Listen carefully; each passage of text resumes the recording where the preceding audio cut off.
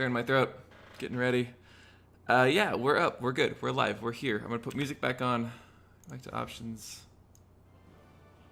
This is epic music. Death sounds. Yes, please. Context-sensitive music. Yes, please. Dynamic ambience. Apply. Yeah, we're here. We're live. This is Crusader Kings 2. I am Captain Snaggles, as you probably know, which is why you're here. And if you don't know that, then now you know. Good that you know that. We're going to be playing some Crusader Kings 2. So it was free a few days ago, and it's been $10 over the weekend. So I'm assuming some new players have picked it up. Probably a couple people here and there. So I'm wanting to do a little like tutorial, like introduction, say like some more, you know, like I want to do. So we're gonna play some Crusader Kings, and one of the things is that the vanilla game starts in 1066, so it might make sense to start there as a new game for new people. MSJN never clears his throat. Let me clear my throat. Oh, dun, dun. Anyway, so since the vanilla game starts in 1066, I'm gonna play as if I could have disabled all of the DLC, but I'm not. So we're gonna start a custom game in 1066. So this is the 15th of September. England is its own kingdom. France is here. The Holy Roman Empire has been around for a while. It's the Byzantines. So these are all sort of the big powers in the world. Cumans, as you might know. Yeah, it's kind of cool. There's Prague. So we're going to play sort of an easy start, if that makes sense. This is going to be a quick introduction to Crusader Kings. One thing, usually the easiest way to start as an Irish count and sort of unify Ireland. It's a good way to learn the mechanics of creating a kingdom, mechanics of managing vassals. If you don't want to manage vassals, though, and you want to be a vassal, there are a lot of good places in England. I think, I want the Duke Morcar of Deira, which is Deira and Northumberland, which are these counties here. It's pretty good. East Anglia is also good to play as, but Kent is sort of where, of Godwin. Kent is the fun one, because you get all this nice territory. You don't have any vassals to deal with. You get a lot of territory, and you get to be a vassal of the King of England. This being King Harold, and you're a family member, which helps a lot. Or we could play as a small count, like Cornwall. That's always difficult to start. You do Breton and Catholic. But yeah, I think we're going to do like the easy start from nothing, become big. So we're going to play as the Duke of Mumu, I think. He does have a vassal who is Norwegian, so that'll give us some opportunities to sort of expand from there. So we're going to play as Mumu, and it'll be a lot of fun. I'll walk everyone through how to play. These are all the DLCs that are enabled. I'm going to turn off the Sunset Invasion, the Aztec Invasion, because that just makes it impossible. So there are a lot of DLC involved turned on, whatever you call it. Sunset Invasion, Aztec Invasion off. Perfect. And we're going to play Iron Man. We'll call it Iron Man Mumu. Yeah, this should be fun. Name practically begs to be played, as it does. Yeah. So my hope is that we'll start sort of, you know, these icons pop up. When you first start a game, it can be kind of intimidating. You don't know who to play as. You don't know what you're doing. It's this big thing that tells you how to play, but it's not really helpful. We're going to skip it for now. The things we need to know is what to do in playing an Irish Catholic king. It's just no special culture effects. But being feudal means we can hold certain types of holdings.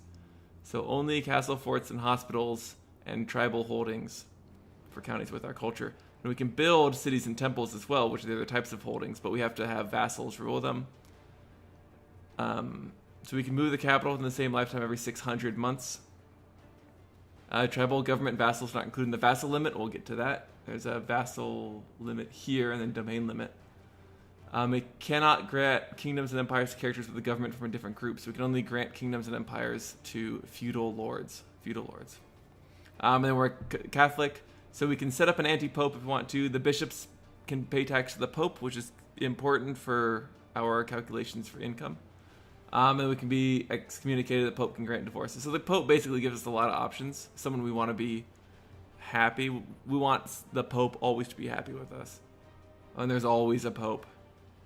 And you can order adult unlimited courtiers to take vows, which means they can no longer inherit. So yeah. This is the game map. This is where we play.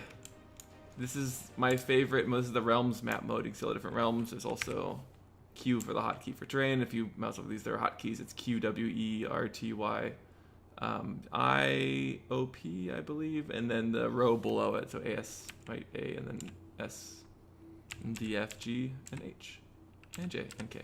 But that's, you'll get that. The important thing is to know what each panel's information means. So this is the map mode that shows the land. There's this one, terrain. There's realms, which shows all of the kings, all of the highest, like the borders of each realm. So a king would have all of these borders be their realm, what they control. These are our diplomatic relations. Yellow means we have casus belli. Green means it's us. This means that they're our vassal. Religions, very straightforward, shows the religions. If it's like this, it means the ruling religion is different than the religion of the people. We show the different cultures. Again, if this is striped, it means the ruling religion is different than the religion of the people there. So we're Irish. Like, for example, it's Norwegian. Look at this guy. He's Irish, though. So the ruler is Irish, but the people there are Norwegian. Religion, we said cultures. Economy shows how much tax income you make. A lot of tax income down here. A lot of people with money. You know, then these are the de jure duchies. So we should have this place by default. This is, it's part of our land, so we'll probably claim them in war. These are the de jure kingdoms. And then the empires. This is all part of Britannia. Then the revolt risk. The dynasties, it shows who controls each area based on their dynasty. So there may be like borders that get crossed. So all of these places, Kiev, Ryazan, Rostov, if we go to the dynasty map mode, they're all part of the same family, which is good or bad depending on how they work. These are the opinions. We like ourselves. Everyone else is pretty neutral. The direct vassals of everyone shows everyone's direct vassals. So like there's England and everything England controls. There's all the things their duchy controls. Their dukes control, I should say. So like there's the Duchy of Mercia is all of that land. Duchy of Kent is all of this land, East Anglia, etc. There's the County of Cornwall. But the King of England only controls directly these lands, Middlesex through Devon. So the trade zones, which are set up for republics, you see Genoa, Pisa, Venice, and then the trade routes, the Silk Road. These are our government types. Tribal means you can control a lot of land, but they're very disorganized. Feudal is feudal. Ikta is sort of like a Muslim feudal. Monastic feudal is run by monks. And then nomadic have special rules. And all these different types have special rules for themselves. Theocracy. And then republic. Merchant republic. These are the defensive pacts and epidemics, which will matter later. Those things will come in later. So the absolute first thing you need to do is take care of all of these icons. These are things that are at your attention that you should do. You should take. Oh, Tolakram, welcome. 7 minutes late. You didn't miss much. You just... And Carlton Ace. What's up, guys? All you missed was the explanation of the map modes, which you can figure out on your own. We're doing the basic overview. We haven't even started the game clock. It's 15 September 1066, which is the Stamford Bridge timeline, which is why there's a battle in York. It's being sieged by King Harold and William the Bastard. A little bit of a Norman conflict. The important thing, though, is that when you start a game, you'll see all these icons pop up. The first thing you should do is take care of them. You'll learn about mechanics as you do. We have new important decisions. We have to recruit a court physician. Court physicians prevent you from dying. So we'll send out people to recruit that. We're currently unmarried. We do have a son. We don't have to get married if we don't want to. Our son is cruel, arbitrary, honest, and humble. Weird combination. We're craven, paranoid, arbitrary, and greedy. So we're terrible. But we will arrange a marriage. So this little button does. Now we find suitable candidates for marriage. And I do want a princess. Maybe a Norwegian princess, since we already have Norwegians in our territory. And one thing I'm looking for is finding my stats here. Someone who complements. I want someone with high diplomacy, like 10. And she's all positive traits, even though she's stubborn. And she also has high learning, which we don't have. So, Sigrid of Denmark. Right-click to select her. We'll get 106 prestige. It'll be fantastic. We'll send that. So that'll take care of the unmarried heir. We should marry our heir off to somebody. Hungarian princess. He's pretty good at everything but intrigue and learning. We're not very learned people. So we could do Princess Maria, but she's greedy and wroth. Kind, brave, deceitful, and erudite. Sure. Hungarian princess. That'll give him lots of prestige. And it's listed by prestige gain, I believe. We should pick an ambition. So we'll select our ambition here. We could become King of Ireland, see the realm prosper, build a war chest, become exalted among men. I think we're going to try and become one of the forever in the annals of history. Then we need to pick a character focus. I think, what are we? We're going to pick war, since we want to expand our territory. And we can press de jure ducal claims on this guy. He's definitely a good combatant, a good fighter. We can set the crown focus, which will help our realm prosper. It'll increase prosperity over time. And then we can grant a designated regent and court physician. So our designated regent will grant to... Who's got good stewardship? Our aunt, actually. She's old, though. This guy's 17. My nephew? Yeah. And then a court physician... This guy, the court chaplain. Which introduces to our council. These are your council. Our steward is awful. They're all going to be malcontents. Sure. We're appointing... So I appointed someone who's bad at stewardship as my steward, but they're a loyalist, which means they'll always follow rules that I try and set, which is fantastic. And then our marshals and pragmatists as our court chaplain. We'll be fine with them. We just don't want malcontents because they don't let you do anything. They vote against you all the time. So we're going to train troops. That's good. We're going to research economy tech. We're going to start to fabricate claims over here for expansion later. Our spy master is really good. We're going to study English. Can I study technology? We're going to study technology.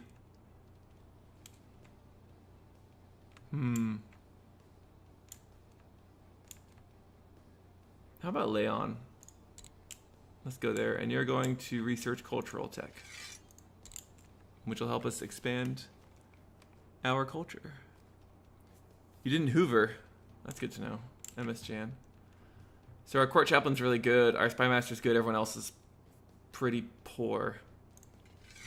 We have a bunch of minor titles we can give. We're not going to do that yet. Although court tutor, we can find someone with really high military skills and good learning who isn't old. You're blinded. Be an interesting tutor.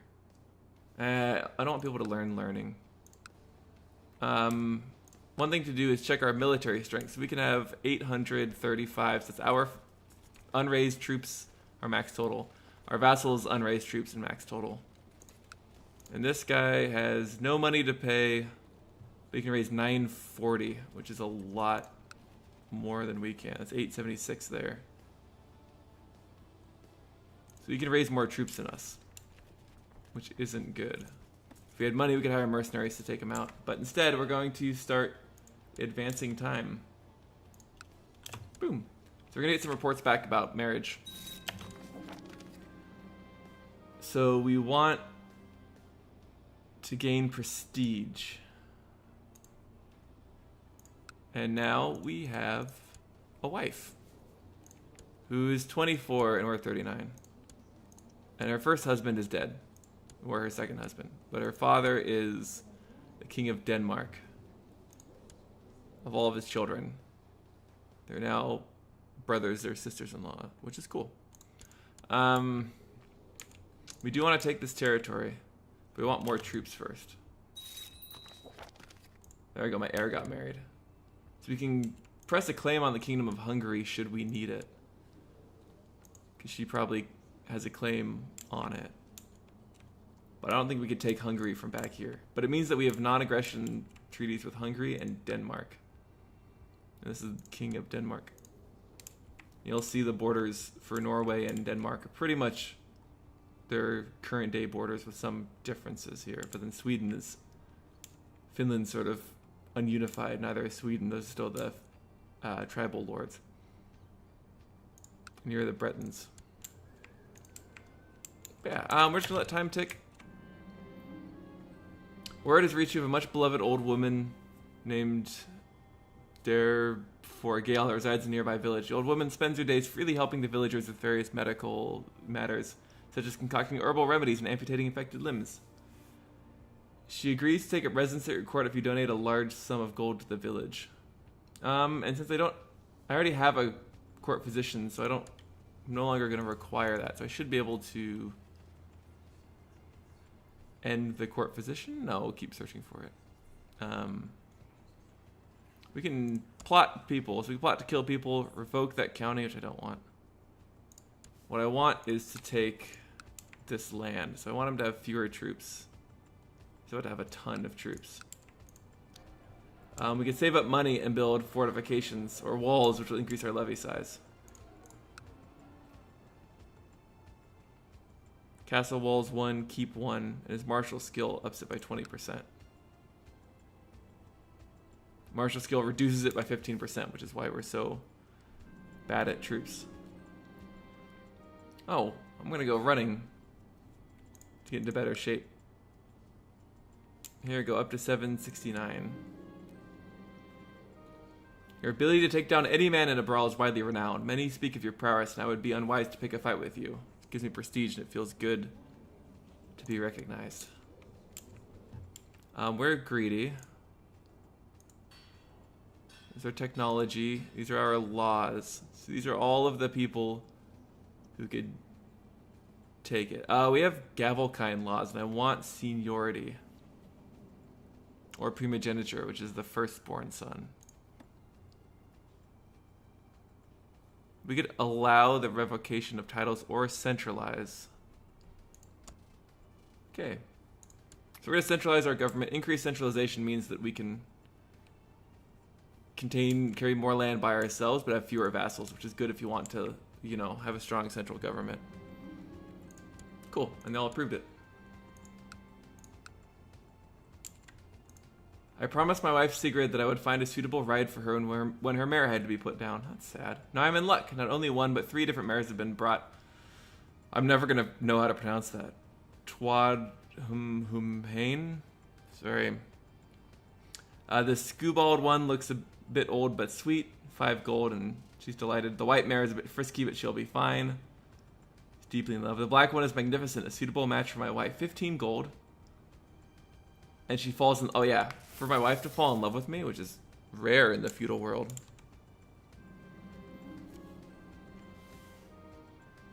History is a subject that's always fascinated you. You've spent the last few weeks studying the campaigns of Alexander the Great. There are many lessons to be learned from his conquests in the East. I should devote more time to this to increase our martial, because we're a student of strategy. Carlton, I'm sorry that Twitch is being bad and that it keeps freezing. That's no good. Maybe it's freezing on my end. Give me a second. Happened once to you, but only for a second? Yeah, I'm seeing it happen to me a bit too. Let me know if it keeps happening. But I think we should be good. Do a little... It looks like the video preview for me is freezing too. No, it's fine. I don't know. Hopefully nothing bad is happening. Alright. Let's not declare war, because I think he'll destroy us. What I want is to marry this guy to someone in my court. My aunt. You wouldn't marry her? Oh, why not? Is it because she's 78? Oh, she's past childbirthing age. Yeah, I would do it. He has 1,000 troops to my 900. Need this guy to be have better martial skill, so that I can have more troops. Or I could revoke it from him. So we cannot actually revoke titles right now. But there would be a law. So March of 1072 is the next time we can propose a law of that kind. What do we need for this? Has reigned for at least 10 years. Got it. I stayed behind when a couple of my friends went hunting, as I've never been able to see blood without fainting. Their hunting luck was good, and we feasted on wild boar meat until that evening. Oh, I fainted when I saw the boar's face covered with bloody froth. That's sad. Offense or defense? That is the question. A solid rock breaks the best steel. My men will be that rock, so it became unyielding. Which means that my men will fight to the death. Increases their morale, defense, and defense. I want increased martial so I can have more troops. Because we're at plus 5% troops for increased martial skill. We can also build walls to increase our levy size. This guy has 1,000 troops as well.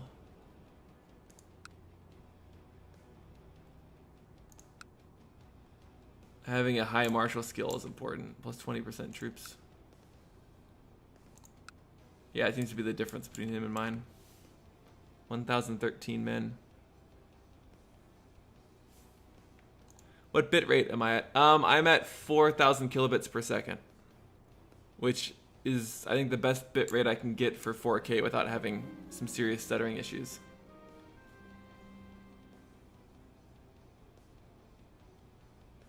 And question the salvation of God. I'm having dinner and plenty of drinks with Lorcan O'Brien, my half-brother. It's lovely, yet what I'm most charmed by is him himself. Why else would I not immediately stop our conversation, which slowly began to touch upon some almost heretical ideas, questioning the salvation of God? But if we do not ask questions, why did God make us curious? Walking the Palisades, I'm joined by him. I find myself agreeing with a lot of the concepts he presents. The futility of prayer particularly resonates with me. Suddenly, he turns to me and presses a small leather pouch into my hand. My lord, will you carry this with you for protection? I'll keep it hidden, and thank you, Lorcan. What if I told you that all you've been taught to believe in is a lie, he continues, throwing a cautious glance around us before pulling up his sleeve, revealing a scar in the shape of a pentagram. God lied to Adam in the Garden of Eden. Reject the tyrant deity and let Lucifer guide your steps. Huh. This is blasphemy, Lorcan. I leave my sight before I call the guards. I'm not going to become a Satanist. That's not what I want to do. I could join a society, but I'm not very religious. Paranoid, arbitrary, craven, greedy, terrible learning. I should just declare war on him for fun. We don't have the troops to do it. Maybe we could fight a defensive battle. Or wait till we can claim this place. Christian defensive pact against England. Oh, hey, look. King William the Conqueror has conquered all of England and brought his Norman people here. Guys, Normandy took England, as you would expect. Which is good. Yeah, so we're going to continue time. We will eventually declare war on this guy and take his land. I want to wait for him to be at war with someone else or fabricate claims on here since they have more troops than I can muster. 1,000 troops versus his higher number. What would I like to do? I'd like my marshal to train troops. Which increases our levy size by 17 and reinforcement rate by 35%. Maybe I should get a better marshal, although he is a powerful vassal. He's better, he'd be a 12 intrigue spy master. Let's see. Our current spy master is better. Which is fine. I want him to like me so I can pass laws. I'll give him a minor title. So here's the thing. A lot of times you can't pass laws if any of your vassals have a negative opinion of you. Let's see. So if he's at -5, I only need +5. So if we go to council and go to minor titles, I can appoint a master of the hunt since he has really high martial skill. So we select him. It should give him... Let's take a look at him real quick. There we go. 0. Because +5 for Master of the Hunt. And I can imprison him. Hold on a second. Let's pause. So, he's plotting to fabricate a claim on me. He's trying to fabricate my claim. So what I could do, we have a 50% chance of imprisoning him. He could raise 456 troops. We can raise so many more than that. Yeah, but I can't revoke titles yet, so I need to change that law. Until the 21st of March, 1072. Let's do it. Let's revoke his title. Or let's take him away. I can't revoke his title. Could I execute him? He has an heir, right? Olav. I could plot to kill Olav.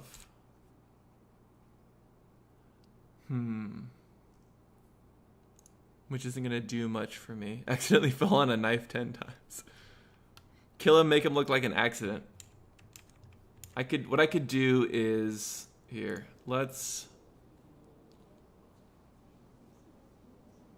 I could torture him. Throw him in the deepest hole. There we go. I'm throwing him in the deepest hole I can find. We're gonna need a new marshal, so we'll appoint Diarmid. And he will train troops here, which means our levy should... Let's give it a second. Teach him to be unyielding. Excellent. Then I want to get rid of this guy's son. So if I plot to kill his heir, I need higher plot power. No one is interested at all. That's fine. We'll auto-invite as interest goes. Hey, accept my lesson in the art of war. My commander. And now if we look at our military, my 866, that's 1070. This guy's got 1070 as well. Good thing you saw that deep hole that one time. I know, I want him to accidentally fall on a knife 10 times. But this is one way to get rid of people who, find an excuse to imprison them, drop him in the oblique. He's a lunatic. That's good. He should die soon, hopefully. He's 48 and he's at -2 health. I just need to find a way to kill his son. If I imprisoned him, it would lower all of your subjects' opinions of you by 40, and I really don't want my vassals to not like me. But this guy already doesn't like me. He's gonna get an honorary. He's gonna become the Master of the Horse. Here we go. This is the mayor of Lumniak. Oh, castle walls have been built. 880. This guy still has 1,007 troops. 1,070 troops. He can probably pull a little bit from his vassals. I think it would be worth declaring war on him.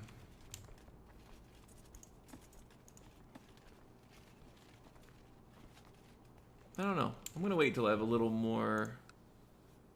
Actually, you know what? No, we're going to see what happens. This isn't necessarily a smart idea to declare war on this guy.